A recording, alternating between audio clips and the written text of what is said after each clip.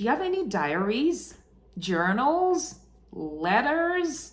Okay, I kind of remember a time when there were letters. When you wrote a letter on paper, you went to the post office and mailed it. That dates me a bit, but I'm an older millennial. I remember a time when we didn't have email. My generation is the one that bridged analog to electronic, okay? So, if you're like me and you're in your 30s and so on and so forth and upwards, you probably remember such a time. And I only mention that because here's another way you can make sure you don't forget things in your autobiography writing. Use letters, use diaries and letters. Did you keep any of them? Most of us may have kept a couple that were sentimental importance. Maybe something important in your life, maybe an admission to college, maybe a job offer, things that were really important, maybe from an elderly grandparent who's no longer with us.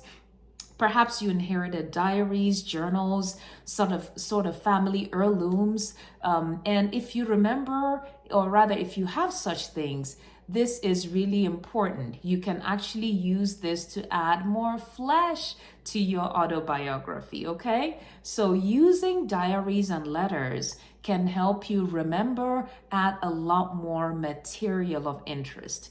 As you read through it, just thinking when this was written, what was I doing? Who wrote this?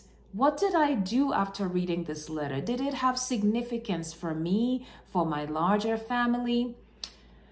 Did it have any other importance? What was happening in the world when this was written? Perhaps the person who wrote a letter wrote something about, you must have heard we had our general elections, presidential elections. You might have heard about the solar eclipse, and so on and so forth. So that helps us remember things that were happening in the world, okay? That's how letters can come in handy. Journals, those are fabulous. Like, I have journals I kept from my days in medical school, and I got into medical school before I was 19, okay? As an 18-year-old, I was there as a teenager. So I have letters, I have rather journals that I can read and revisit my teenage self. Learn how I used to think, the things that bothered me, the things that concerned me. Interestingly, the former First Lady, Michelle Obama, she mentions how in writing Becoming, her autobiography, she had to read old diaries to revisit her younger self. That is pretty common for people writing life stories, to help you revisit your younger self. Now, move out of yourself. You can actually read other people's diaries, folks in your family. Did you inherit grandma's journals? Did you inherit grandpa's journals? Somebody else, a parent, you can read their journals if they're available to you. And if you have the opportunity, if you have family biographies, that's probably not most of us, but whatever you have in your family can actually help you capture how things were, how things used to be, and help you sort of juggle your memory, help you remember times past. And that adds a lot of flesh to your biography. I'll see you in my next video. Hi, I'm Dr. Uche. I'm your friendly publisher, biography writing coach, book reviewer, a real life physician too. What are you waiting for? Go ahead and hit subscribe. That way you know when I upload new videos. Share with your family and friends. Follow me on this fascinating journey as I talk all about stories on this channel, children's book read aloud sessions, fiction from across the diaspora, and tips to help you on your journey to writing your biography. You take care, and I'll see you in my next video.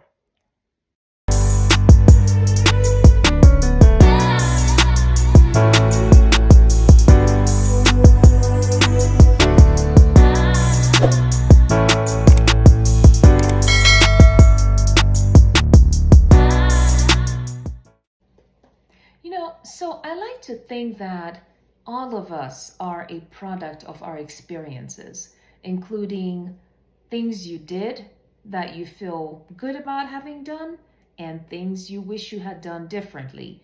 And when someone is looking at you from a different perspective, sort of looking into your life story up to a particular point, they might wonder about certain decisions you made.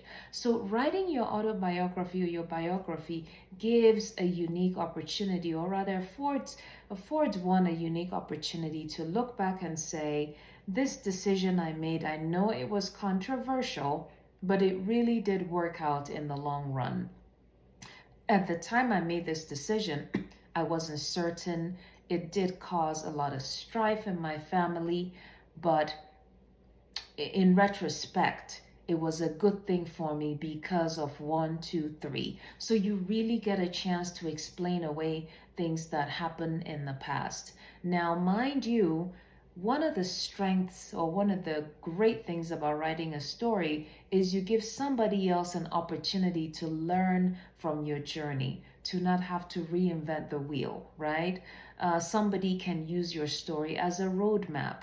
This is what you did here, and so I can actually try this because somebody did it and it worked.